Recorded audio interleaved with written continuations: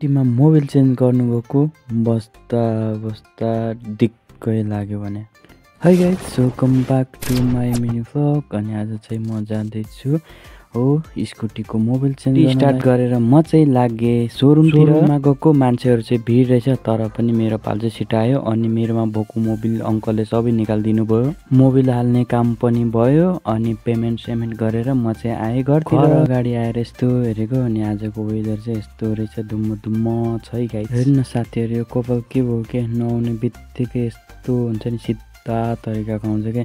अनि त्यही भएर तालु नकाटी भएन। अनि फाइनली म चाहिँ घर आइपुगेँ चाहिँ के, कस्तो मजाले कस्तो राम्रो पुतली चाहिँ उडिरहेको थियो। अनि पुतली प्लस यतातिर हेर्नु न, यो यसको नाम चाहिँ के हो मलाई थाहा भएन, तर बप्पल राम्रो छ है। 3 बजीतिर चाहिँ भुँडीमा लास्टै मुसाको जस्तो भएर म चाहिँ लागेँ पसलतिर। मैले चाहिँ पसलबाट लिएर आएँ आलु निम्की खानालाई। म चाहिँ बसेँ टेबलमा अनि खान थालेँ। कपाकप चपाचप टपाटप गरेर खाएँ।